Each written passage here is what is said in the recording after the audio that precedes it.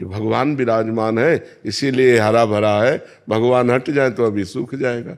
ऐसे अब जड़ से ज्यादा तो चैतन्य मनुष्य शरीर में भगवान है। आप कहते हो मनुष्यों पे हमारी श्रद्धा नहीं, आपकी अपने पति पे श्रद्धा है? महाराज जी जैसे बुजुर्ग जन है उनको देख के दया आएगी, और जैसे कोई बीमार हो उसके प्रति नहीं आएगी, और जीव की। आपका पुत्र है, जवान है कि बूढ़ा? जवान। तो आपको प्यार आता है कि नहीं? फिर अपने पुत्र जैसे सब पुत्रों को क्यों नहीं देखते? देखो, चराचर जगत में जब तक समान भाव नहीं आएगा तब तक बुद्धि पवित्र नहीं मानी जाती। जैसे मेरा पुत्र, हम खवा पिया रहे हैं, जैसे आप कहते हो मनुष्य को खवाने में सुख नहीं मिलता, तो अपने बेटे को पवाने में सुख मिलता है, अपने पति को पवाने में सुख मिलता है, अपने सास ससुर को पवाने में सुख मिलता है। बस 3 प्रकार के ऐसे भाव रख लो। जैसे हम अपने पति को प्राणेश्वर मान करके पूजा करते हैं, तो ऐसे बहुत सी स्त्रियां अपने पतियों को प्राणेश्वर मानकर पूजा करती हैं। सब में वही भगवान विराजमान है। जो हमारे बड़े हैं वो हमारे पिता तुल्य हैं, जो बराबर हैं वो हमारे भाई तुल्य हैं, जो हमारे छोटे हैं वो हमारे पुत्र तुल्य हैं। हमें कोई परेशानी नहीं, सब में भगवान का हम भाव करते हैं। पवित्र भाव करना है, किसी में भी भेद नहीं रखना, कुत्ते में भी भेद नहीं रखना, सुअर में भी भेद नहीं रखना, सब में भगवान विराजमान है।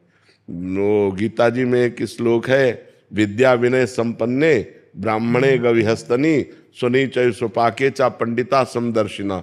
जो विद्या विनय संपन्न ब्राह्मण में, गाय में, कुत्ते में, चांडाल में, हाथी में एक ही परमात्मा को देखता है, वही असली में पंडित है, वही ज्ञानी है, वही सही देखता है। जो कुत्ते में, गाय में, हाथी में, चांडाल में और मनुष्य में, सब में एक ही परमात्मा को देखता है। तो और थोड़ा भाव पवित्र करो। जैसे उनमें कोई घाव वगैरह कुछ भी हो जाए दुखी, तो महाराज जी अंतरात्मा रोती है। बिल्कुल, हाँ। मनुष्य तो अपनी दवा करा सकता है, पशु दवा नहीं करा सकता। सबको चाहिए, अगर आप जैसे पशुओं का प्रेम सबके हृदय में हो जाए तो बहुत अच्छी बात, फिर मांस खाना बंद कर देंगे, क्योंकि लोग पशुओं की हत्या करके ही तो मांस खाते हैं। जैसे मुर्गा है वो अपनी जान बचाना चाहता है, बकरा है वो भी अपनी जान बचाना चाहता है, गाय भैंस पशु पक्षी सब। लेकिन मनुष्य इतना राक्षस हो रहा है, सबको काट काट करके खा रहा है। तो दया भाव तो पशु पक्षियों के प्रति भी होना चाहिए, पर मनुष्य के प्रति विशेष आदर, क्योंकि भगवान की सृष्टि का सबसे श्रेष्ठ रचना मनुष्य है। 84 लाख योनियों में आखिरी रचना है ये मनुष्य शरीर, जिससे भगवत प्राप्ति होती है, और किसी योनि से भगवत प्राप्ति नहीं हो सकती। इसमें हम भजन करके, तपस्या करके भगवान को प्राप्त कर सकते हैं, और किसी योनि में ऐसी सामर्थ्य नहीं है। उपासना जी हरियाणा से। श्री हरिवंश जी, श्री हरिवंश महाराज जी। बाबा, ये दुनिया बहुत रुलाती है, दिल भी बहुत दुखाती है, पर आपके आने से जैसे मुझे सब मिल गया हो। अब मुझे किसी का डर नहीं है, अब तो मुझे जिंदगी से भी डर नहीं लगता। मुझे पता है कि गुरुदेव सब संभाल लेंगे। महाराज जी, अब नाम जप जो करते हैं, मैं जाप करते समय रोती हूँ, राधा रानी और कान्हा से सामने बैठ के रोती हूँ कि अपनी तकलीफ मतलब उनको बताती हूँ, फिर सहन करने का भी प्रयास करती हूँ, पर रोना कंट्रोल नहीं। वैसे कोई तकलीफ नहीं है। हमारे द्वारा किए हुए कर्म हमको भोगने पड़ रहे हैं, आनंद पूर्वक भोगना चाहिए। अगर चित्त को भगवान से जोड़ दो, हम बार बार अपना उदाहरण इसलिए देते हैं कि हम कहाँ खोजने जाएं किसी का उदाहरण, हम अपना उदाहरण देते हैं। यदि नाम जप करो, भगवान से अपना चित्त जोड़ो, तो ये रोने धोने की जरूरत नहीं। हमने पाप कर्म किया है, उसका हमें दंड मिल रहा है, तो हम भगवान का नाम जप करते हुए उनके सहारे भोग लेते हैं। आगे भगवान कृपा करेंगे, क्योंकि नाम जप कर रहे हैं तो सारे पीछे के पाप नष्ट होंगे, और जिस दिन आनंद मंगल आया उसी दिन से हम परम सुखी हो जाएंगे। तो हमें धैर्य रखना चाहिए। जैसे हम धैर्य पूर्वक रात काटते हैं, दिन आ ही जाता है, ऐसे ही दुख काटते हैं, सुख आ ही जाएगा, चिंता मत करो। प्रभु से रोने धोने की जरूरत नहीं। अगर प्रभु से मांगो तो एक बात मांगो कि आपको कभी भूलूं नहीं, आपका नाम कभी न छूटे, हमसे कभी पाप न हो, हमसे किसी को दुख न हो। भगवान मुझे ऐसा ज्ञान दो जिससे किसी को दुख न दूं, हम सबको सुख प्रदान करें, हम नाम जप करें, परोपकार करें। बस यही मांगो, अपने दुख की निवृत्ति मत मांगो। हमारा दुख तो हमारे कर्म के अनुसार भगवा के हट ही जाएगा, उसको मांगने की जरूरत क्या है। मधु जी गुरुग्राम से। श्री हरिवंश महाराज जी जैसे एक बिलोटे के प्राणों का पोषण और रक्षा उसकी माँ बिल्ली ही करती है, उसी प्रकार है गुरुदेव स्वरूप लाडली जी आपने ही कृपा करके हाथ थाम लिया, नहीं तो नरक में अपनी सीट पक्की करा चुके थे। महाराज जी इनका कहना है कि आपके इसी मुख से सुना है कि सहचरी भाव या किसी भी भाव प्रधान उपासना का मूल तत्सुख भाव है, परंतु हम अधम जीव तो आपकी प्राप्ति भी स्वसुख से प्राप्त मतलब प्रेरित होके कर रहे हैं कि हम निकुंज जाएंगे, अमुक सुख मिलेगा, दुख का लेश तक नहीं रहेगा। तो देखो तत्सुख और स्वसुख का अंतर समझो, किसका प्रश्न है? तत्सुख और स्वसुख का अंतर यह है, जो देह को लेकर के सुख मांगा जाता है वो स्वसुख है, और जो स्वरूप को लेकर मांगा जाता है वो तत्सुख है। ये देह वाला सुख तो है नहीं। देह वाला सुख कि हमें अच्छा भोजन मिल जाए, अच्छे कपड़े मिल जाए, अच्छा मकान मिल जाए, ये स्वसुख वांछा है। लेकिन मुझे भगवान मिल जाए, मैं निरंतर भगवान के चिंतन में रहूं, मैं भगवान की सेवा में रहूं, भगवान की लीला कथा सुनूं, भगवान के भक्तों का संग करूं, ये तत्सुख माना जाएगा, ये स्वसुख नहीं माना जाएगा। समझ रहे ना? हाँ। रुद्रेश मिश्र जी अयोध्या जी से। श्री हरिवंश महाराज जी सबसे बड़ी पूजा क्या है? क्या सत्य ही सबसे बड़ी पूजा है? नाम जप, नाम जप सबसे बड़ी पूजा है। सत्य तो है, तो विराजमान है, सबके हृदय में विराजमान है। क्या दुख जा रहा है क्या? सत्य स्वरूप परमात्मा सबके हृदय में विराजमान है, क्या दुख जा रहा है क्या? सत्य तो है, पर क्या सब सुखी हो रहे क्या? नहीं हो रहे।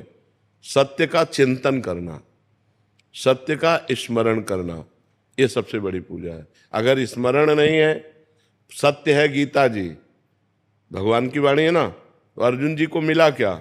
नष्टो मोहा स्मृतिर्लब्धा तत्प्रसादान्मयाच्युता, मोह का नाश होकर स्मृति प्राप्त होना सबसे बड़ी पूजा है। यस्य स्मरण मात्रेण जन्म संसार बंधनात् विमुच्यते नमस्तस्मै विष्णुवे प्रविष्णुवे। भगवान का स्मरण, अगर भगवान का नाम जप नहीं तो सत्य तो है, पर उसके होते हुए सब दुर्गति को प्राप्त हो रहे हैं, सब दुखी हो रहे हैं, सब परेशान हो रहे हैं, सब भागे घूम रहे हैं। सत्य का चिंतन, सत्य का स्मरण, सत्यमयी स्थिति, तब जाकर के हमें शांति प्राप्त होगी। केवल सत्य है इस बात से बात थोड़ी बनेगी। सत्य का चिंतन कितना हो रहा है, असत संसार का चिंतन कितना हो रहा है, और सत्य भगवान का चिंतन कितना हो रहा है। अगर भगवान का चिंतन हो रहा है तो शांति, सुख, आनंद, परम पद, और अगर संसार का चिंतन हो रहा है तो अशांति, दुख, चिंता, शोक, भय, नरक, ये है। सत्य तो है ही, पर सत्य का चिंतन कितना हो रहा है, खास बात। आपका प्रश्न है, बात समझ में आ रही है आपकी? हाँ, जब नाम चिंतन करोगे, भगवान का भजन करोगे, तभी उस सच्चिदानंद में भगवान का आनंद प्राप्त करोगे। नहीं तो सत्य तो है, तुम्हारे अंदर भी है, सबके अंदर है, लेकिन खूब पापाचरण हो रहा है, खूब गंदा आचरण हो रहा है, खूब गंदा दिमाग हो रहा है, तो फायदा क्या? हमारा दिमाग शुद्ध हो जाए, हमारा दिमाग सत्य में स्थित हो जाए, उसके लिए हमें भजन चाहिए। सत्य के राह पे चलना। हाँ, सत्य की राह पे चलना, ये परम सत्य है।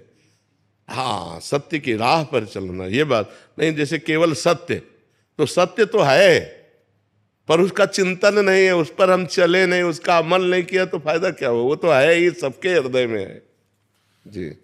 अनुश्री राधे। महाराज जी कह रहे हैं कि इनके 93 वर्ष के दादा हैं, उनका ये प्रश्न है, वो आ नहीं सकते। महाराज जी इनको पूछ रहे हैं कि क्या संकल्प मात्र से कर्म नष्ट हो जाता है? जैसे महाभारत में शिखंडी जी ने अपना जन्म संकल्प लिया था कि भीष्म के अंत, ऐसे केवल संकल्प नहीं किया था शिखंडी, अंबा ने बहुत भारी तपस्या की थी। कि उन्होंने कुछ किया था क्या ऐसा? तपस्या, अंबा ने भारी तपस्या की थी, और तब उसने निर्णय लिया था कि भीष्म की मृत्यु का कारण मैं बनूंगी। भजन के प्रताप से, तपस्या के प्रताप, केवल संकल्प से नहीं, घोर तपस्या की थी उसने। पहले भगवान परशुराम जी को प्रसन्न किया, तो परशुराम जी ने भीष्म जी से कहा, या तो युद्ध या अंबा। तो उनका युद्ध स्वीकार करता हूं, अंबा नहीं। और भीषण युद्ध हुआ, परशुराम जी एक तरह से परास्त हुए, तो और वापस चले गए। तब अंबा ने निश्चय किया कि मैं अपने शरीर को तप के द्वारा नष्ट करूंगी, और ऐसा जन्म लूंगी जिससे भीष्म की मृत्यु का मैं कारण बनूं। तो वही तपस्या के द्वारा जब शरीर पूरा किया, तो वो संकल्प के अनुसार, तपस्या के अनुसार वो शिखंडी बनी। और अंतिम समय में शिखंडी को सामने खड़ा किया गया, जिससे भीष्म ने धनुष बाण रख दिया, अर्जुन ने मार बाणों भीष्म पितामह को सरसैया पे लिटा दिया। तो उसमें तपस्या प्रधान रहे। तप अगर हम ऐसे संकल्प करें तो पूरे हो जाएगा क्या? सब संकल्प ही तो कर रहे हैं। तपस्या, साथ में तपस्या लगी तब संकल्प पूरा हो गया। बात समझ में आ रही जी? प्रीति जी दिल्ली से। अगर राधे राधे महाराज जी। गुरुदेव भगवान, मेरा प्रश्न है कि जन्मों जन्मों के पाप इस मनुष्य जन्म में कैसे खत्म होंगे? जैसे रुई का पहाड़ लगाओ, एक दिया सलाई लगा दो, पूरा भस्म हो जाएगा? नहीं हो जाएगा। तो ऐसे ही ये दिया सलाई केवल भगवान के पास है, हमारे पास नहीं है, आपके पास नहीं है। भगवान ने कहा सर्वधर्मान परित्यज्य मामेकम शरणम ब्रज अहम त्वाम सर्व पापेभ्यो मोक्षयिष्यामि मा शुचः। तू सब धर्म कर्म को मेरे समर्पित करके मेरी शरण में हो जा, मैं तेरे सारे पाप नष्ट कर दूंगा। मैं तेरे सारे पाप नष्ट, भगवान सारे पाप नष्ट कर देंगे। तो हमें भगवान का नाम जप करना चाहिए, भगवान का नाम कीर्तन करना चाहिए, भगवान की लीला कथा सुननी चाहिए, भगवान के भक्तों का संग करना चाहिए, सब में भगवान की भावना करके सेवा करनी चाहिए। हमारे सारे पाप भगवान नष्ट कर देंगे। कभी ग्रस्त जीवन में रह के कभी कभी कुछ ना कुछ मुश्किलें आती है, मतलब ध्यान ऐसे भटक जाती है। नहीं, मुश्किल बच्चे हैं, ध्यान भटकता तो सबका है और मुश्किलें सबके आती हैं, आपकी ही बात नहीं है। हर मुश्किल से लड़ने के लिए हमें मनुष्य जन्म मिला है, भागने के लिए नहीं। सबके पास मुश्किलें हैं, चाहे बाबा जी हो, चाहे गृहस्थ हो, चाहे जवान हो, चाहे बूढ़ा हो, चाहे स्त्री हो, चाहे पुरुष हो। कोई ऐसा नहीं जिसके जीवन में मुश्किलें ना हो। क्यों भाई, तुम मुश्किल रहित हो क्या? हम भी मुश्किल में है, तुम भी मुश्किल में हो, लेकिन हम मुस्कुराते हैं, तुम चिंता में हो। मुस्कुराहट बनी रहे मुश्किलों में, इसीलिए मनुष्य शरीर मिला है। और वो तभी हो सकता है जब भगवान से जुड़े हो। अगर भगवान से नहीं जुड़े तो आप मुस्कुरा नहीं सकते, पक्का समझो। भारी से भारी विपत्ति और दुख में भी जो मुस्कुरा के कदम बढ़ावे वही तो मनुष्य है। जब भगवान को विपत्ति मिली तो हम इंसान को क्यों नहीं मिल सकती? राम जी को सुबह राज्य मिलना था और सामय के 14 वर्ष का वनवास मिला। थोड़ा विचार करो कि अगर हमारे पास ऐसी विपत्ति हो तो जीना मुश्किल हो जाए। सुबह चक्रवर्ती राजा बनना है और शाम के नंगे पैर वनवासी वेश 14 वर्ष किसी ग्राम में नहीं जाना। 14 वर्ष तक वनवास, कंदमूल फल पे जीना, कभी रोटी दाल नहीं खाना। तापस वेश विशेष उदासी 14 वर्ष राम वनवास। कितना बड़ा कष्ट भगवान को झेलना पड़ा। फिर हम इस मृत्यु लोक में जन्म लेकर मनुष्य होकर, ऐसी समस्याएं तुम्हारे पास है नहीं। बहुत छोटी छोटी समस्याएं आती हैं, उन समस्याओं का समाधान हम विवेक के द्वारा कर सकते हैं, हम भजन के द्वारा कर सकते हैं। हर समस्या का समाधान भगवान है। अगर हम भगवान से जुड़े, भगवान का नाम जप करें तो हमारे अंदर ऐसी बुद्धि आएगी कि हम लड़ सकते हैं, हम जी सकते हैं, हम दुख में भी जी सकते हैं। तो यही कला आप भी सीख सकते हो। खूब नाम जप करो, भगवान से चित्त को जोड़ो। मरना तो है ही यार, एक दिन तो मरना ही है सबको। रो रो के क्या मरना है यार, आनंद पूर्वक। आज हमें दुख है तो मुस्कुरा के जीते, कल सुख आ जाएगा, अपने आप आ जाएगा। जैसे दिन है वैसे ही रात, रात आई दुख, दिन आया सुख, ये एक क्रम चलता रहता है। दुख सदैव कोई दुखी नहीं रहता और सदैव कोई सुखी नहीं रहता। सब दिन होत ना एक समान, दिन बदलते रहते हैं। तो हमें चाहिए मुश्किलों में हम कमर कस लें कि अब मुश्किल आई है, अब मुझे भगवान का सहयोग लेकर इसे जीतना है, इससे हारना नहीं है। मनुष्य शरीर मिला है गलतियों को सुधारने के लिए और मुश्किलों को संभालने के लिए। हमारी जो मुश्किलें आए उनको हम विवेक के द्वारा संभालें, उनसे लड़ें, उस संघर्ष करें और संघर्ष में हम विजयी होंगे, क्योंकि भगवान का हम भजन करते हैं। और भगवान का भजन नहीं करते तब तो डूब जाओगे, फिर तो मुश्किलें चाट जाएंगी। अगर भगवान का भरोसा है और भगवान का भजन है तो बड़ी से बड़ी मुसीबत से भी निकल जाओगे, पक्की बात समझो। अध्यात्म शक्ति देता है। हाँ, आज अगर हम आपके सामने बोल रहे हैं, हंस रहे हैं और जी पा रहे हैं तो सच्ची मानो, शपथ पूर्वक कहते, कसम पूर्वक कहते हैं कि केवल हम प्रभु की शरण में तो हम जी पा रहे, नहीं जी नहीं पा सकते थे। और अब मस्त रहते हैं क्योंकि प्रभु की शरण में मरना तो एक दिन है ही यार, है बिल्कुल मस्त रहना चाहिए। मनुष्य जीवन मस्ती के लिए मिला है। वो मस्ती तभी रहेगी जब भगवान से जुड़ोगे। अगर भगवान से नहीं जुड़े तो मस्त नहीं रह सकते।